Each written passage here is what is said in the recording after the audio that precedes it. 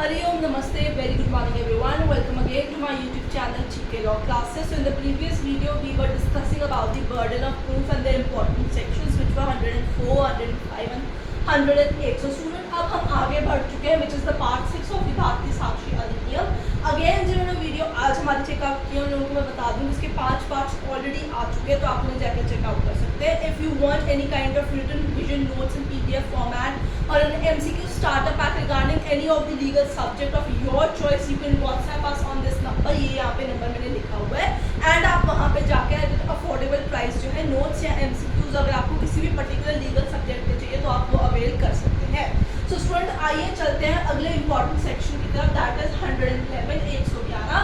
Burden of proving that a person is alive who has not been heard for 7 years is a very important section of भारतीय साक्षी अधिनियम. सो अगर किसी को 7 साल तक आपने सुना नहीं देखा नहीं अलाइव है एंड सडनली वो प्रकट हो जाता है और कहता है मैं जिंदा हूँ, तो बर्डन ऑफ प्रूफ कैसे होगा? Proving that he has been alive who has not been heard for 7 years is the particular section which we are going to discuss. So when a question is arised in the court, ठीक है, एक question raise किया जाता है that whether a person और a man is alive और dead, क्या वो जिंदा है कि क्या वो मर चुका है. तो अगर ऐसा क्वेश्चन आता है एंड इट इज प्रूव कि 7 सालों तक उसे किसी ने देखा सुना नहीं है बाय ऑल दोज पर्सन जो नेचुरली उसे देखते सुनते आ रहे हैं that he had been alive, burden of proving he is alive shift to that person who affirms it.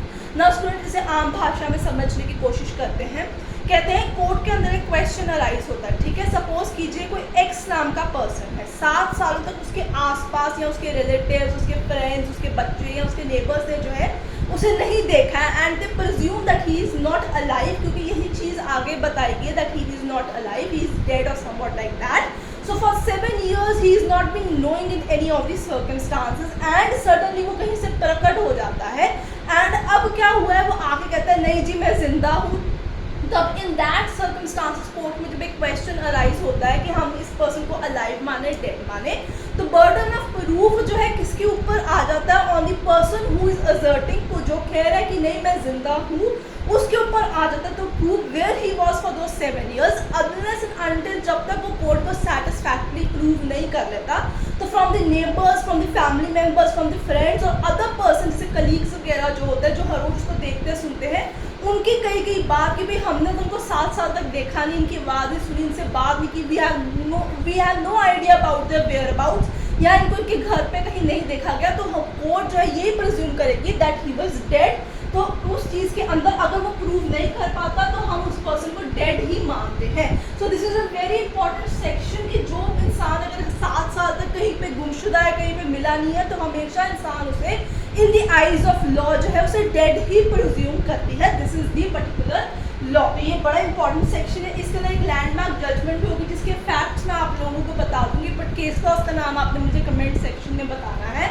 उसके अंदर क्या हुआ था, एक लेडी थी, उसका हस्बैंड जो था he went on the voyage, तो वो सेलिंग करते हुए कहीं चला गया एंड फॉर मेनी ईयर्स वो वापस नहीं आया. तो इन द मीन टाइम 7 साल बीत चुके हुए थे, 7 साल से ज़्यादा कुछ दिन ही ज़्यादा हुए थे, तो उस लेडी ने दूसरी शादी कर ली. जब उसका हस्बैंड पुराना वापस आया तो उसने उस लेडी के ऊपर केस कर दिया ये कहते हुए कि तूने बाइगेमी किया. तो कोर्ट के अंदर उसने ये असर्ट किया लेडी ने कि भाई 7 साल तक तो इसका कोई अता पता नहीं था. तो as in a general rule of law हमने यही प्रिज्यूम किया that particular person is dead. So अगर उसको डेड ही मान लिया गया बाय द सोसाइटी तो फिर उसने दूसरी शादी कर ली.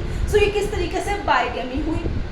तो आप लोगों को ये जो केस है जिसके मैंने फैक्ट्स बताए हैं इसके नाम मुझे कमेंट सेक्शन के अंदर मेंशन करके बताने हैं.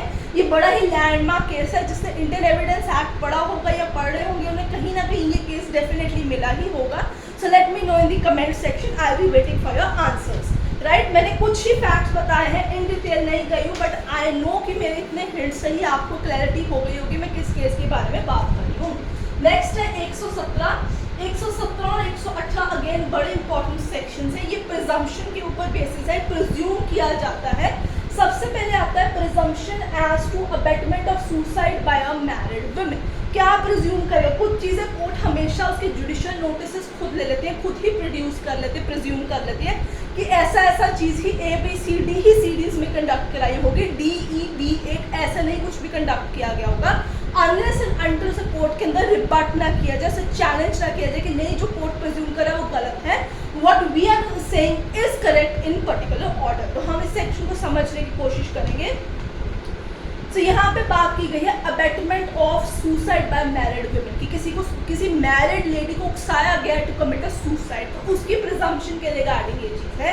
व्हेन द क्वेश्चन इज, जब ये क्वेश्चन उठता है कि वेदर जो मैरिड वुमेन है उसके द्वारा सुसाइड किया गया है, क्या वो अबेटेड किया गया है ईदर उसके हस्बैंड के द्वारा या उसके हस्बैंड के रिलेटिव्स के द्वारा उकसाया गया है, एंड इट इज शोन, और ये पाया गया है कि उसने सुसाइड जो है शादी के 7 साल के अंदर किया गया है, एंड सुसाइड करने से पहले उसके हस्बैंड या रिलेटिव ऑफ द हस्बैंड ने उसको क्रूएलिटी से डील किया है, they have been cruel to him, उसके क्रूएलिटी को सब्जेक्ट किया गया है। कोर्ट अपने आप क्या प्रिज्यूम कर लेगा अंडर ऑल सर्कमस्टांसेस कि जो सुसाइड मैरिड वुमेन ने किया गया है उसके लिए उसके हस्बैंड या उसके परिवार ने उसे उकसाया है, उसे मारा पीटा है before committing of the suicide. तो ये बड़ा ही इंपॉर्टेंट सेक्शन है जो क्रूएलिटी का कॉन्सेप्ट है। The lady has been subjected to cruelty before her suicide, ये वो वाला सेक्शन है, ठीक है। और मुझे पता चल गया कि आप लोगों को पता चल गया कि आईपीसी का कौन सा सेक्शन यहाँ फॉल कर रहा है, उसके रिगार्डिंग है presumption as to abetment of suicide of married women. इसके एसेंशियल्स याद रखिएगा। 7 years हुए हैं शादी को, सुसाइड की अबेटमेंट हुई है बाय हस्बैंड या हस्बैंड के रिलेटिव जैसे पेरेंट्स, सिबलिंग्स वगैरह या सिस्टर इन लॉज जो हो गई उनकी, जिसे भाभी कहते हैं, ठीक है। एक तो अबेटमेंट बाय हस्बैंड रिलेटिव, शादी को 7 साल हुए, सुसाइड से पहले the married women has been subjected to cruelty, उसके साथ क्रूएलिटी की गई है। इन दैट सर्कमस्टांसेस कोर्ट यही प्रिज्यूम करेगा कि इसे सुसाइड के लिए उकसाया गया है, तो उस केस के अंदर उसके हस्बैंड्स और जो उसके रिलेटिव्स होंगे उसको बुक कर दिया जाएगा। नेक्स्ट है 118 the presumption as to dowry death. Dowry death जो है सेक्शन नंबर 80 ऑफ भारतीय न्याय संहिता भी है। Dowry death section number 80 of भारतीय न्याय संहिता। ये अबेटमेंट ऑफ सुसाइड अगर मैं इसकी बात करूं तो ये सेक्शन नंबर 86 हो जाता है यहाँ पे ऑफ भारतीय न्याय संहिता। तो इनको क्लब करके हमेशा पढ़ा जाता है, अलग अलग नहीं पढ़ा जाता। 86 फ्रॉम भारतीय न्याय संहिता एंड 117 फ्रॉम दी भारतीय साक्ष्य अधिनियम, क्लब करके पढ़े जाएंगे। ऐसे ही जब हम presumption as to dowry death पढ़ते हैं तो सेक्शन नंबर 80 ऑफ भारतीय न्याय संहिता प्लस 118 ऑफ भारतीय साक्ष्य अधिनियम इकट्ठा जो है क्लब करके पढ़ा जाता है। Now the question is presumption as to dowry death. अब क्वेश्चन आता है कि whether that women has been committed to the dowry death, कि जो विमेन जिसकी डेथ हुई है क्या she was subjected for more dowry और not. This was the question कि मरने से पहले उसे उकसाया गया या उसे फोर्स किया गया कि और घर से जो है तू दहेज लेके आ। And it is shown that soon before her death, उसकी मौत से पहले उस विमेन को जो है सब्जेक्ट किया गया था क्रूएलिटी के साथ, हरासमेंट के साथ, in connection with any demand of dowry. Dowry दहेज अलग है, ऊपर वाले सेक्शन में दहेज नहीं है, ऊपर वाले केस में कोई भी कारण हो सकता है फॉर द क्रूएलिटी, बट 118 के अंदर कारण for the cruelty is dowry. ये चीज आपको याद रखनी होगी that she has been subjected or harassed with or she has been dealt cruelly in regard to the demand of dowry। Court यही presume करेगा the particular death of women was a dowry death। तो ये बड़ा ही important section है, इसको आप pen down कर लीजिए। 111, 117, 118 बड़े ही इंपॉर्टेंट है। आगे चलते हैं, अगला सेक्शन है 121 स्टॉपल। स्टूडेंट्स कहीं पे भी डाउट है आप कमेंट सेक्शन में लिख सकते हैं। जो क्वेश्चन मैं आपसे पूछ रही हूँ प्लीज आप उसका आंसर दीजिए, ठीक है। गलत भी हो फिर भी दीजिए, मैं आप लोगों को बता दूंगी। Otherwise also I would like to help you a lot. तो अगर आपको नोट्स चाहिए PDF फॉर्मेट के अंदर या MCQs की आपको लिस्ट चाहिए तो वो भी आप जो है व्हाट्सएप पे हमसे मांग सकते हैं at an very affordable price. अगला सेक्शन 121 एस्टॉपल, ठीक है। अब मैं इससे पहले आसान भाषा में आप लोगों को समझाने की कोशिश करती हूँ। एस्टॉपल मतलब टू स्टॉप, ठीक है। यहाँ पे इस चीज का ये मतलब है, लिटरल मीनिंग इस चीज का ये है। सो अब क्या हुआ है कि किसी इंसान ने किसी टाइम पे बिफोर हैंड जो है एक प्रॉमिस किया हुआ था, एक डिक्लेरेशन दी थी कि मैं ये सर्टेन चीजें करूंगी या ये सर्टन चीज़ें इन नियर फ्यूचर करूँगा, तो कल को जब वो एक पर्टिकुलर सर्कमस्टांस अरोज हो जाता है तो वो मना नहीं कर सकता from doing what he has promised earlier is known as the rule of estoppel. So students, when a person, अब मैं आपको समझाने की कोशिश करती हूँ, when a person by his declaration, ठीक है, वो प्रॉमिस करता है या डिक्लेयर करता है, any act, omission, intentionally caused or permitted by any person to believe a thing to be true, कल को चल के वो करूँगा चीज़, neither he nor his representative shall be allowed in any suit proceeding between himself and his representative to deny the truth of that thing. To deny, वो मुकर नहीं सकता अपनी कही हुई चीज़ से, वो मुकर नहीं सकता अपने कहे हुए promises से, to deny the truth in future. वो बाउंड हो जाता है to deny the truth of that thing, bound by declarations. ठीक है, ये चीज आपको यहाँ पे याद रखनी होगी. अगेन इंपॉर्टेंट सेक्शन, इसका केस लॉ आप कर लीजिए.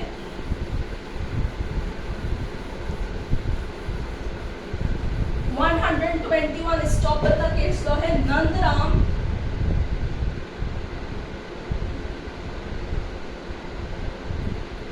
वर्सेस जगदीश प्रसाद. नंदराम वर्सेस जगदीश प्रसाद, उसमें कॉन्सेप्ट ऑफ एस्टॉपेल को एक्सप्लेन किया गया है बाय द सुप्रीम कोर्ट. 2020 का वो केस है. अगेन अगला इंपॉर्टेंट सेक्शन है witnesses who may testify, who may testify. Section number 124, 124 witnesses. ठीक है, किसके विटनेस को क्रेडिबल विटनेस घोषित किया जाएगा. This is the particular section.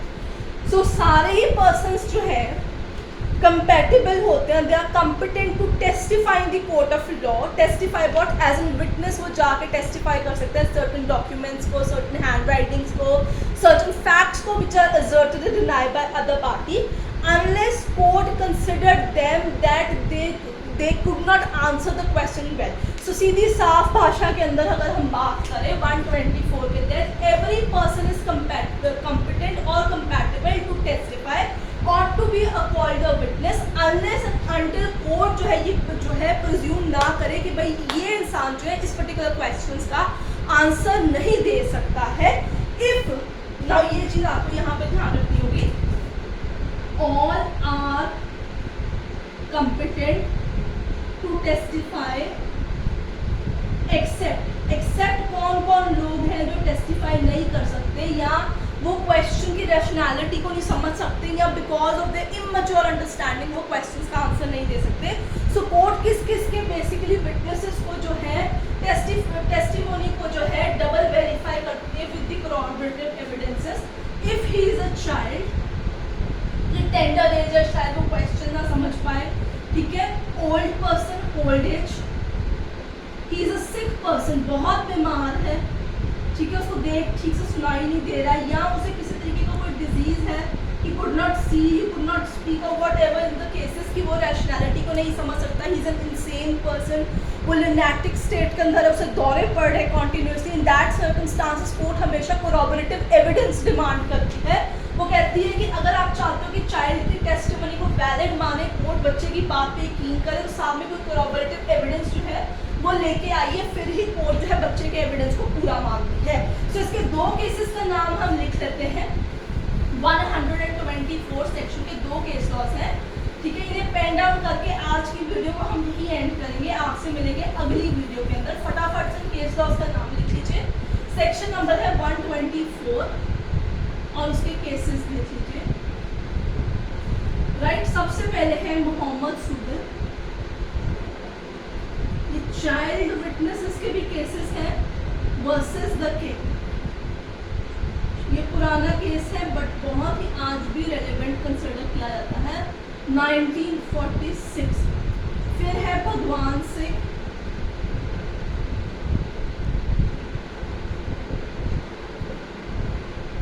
Versus state of MP.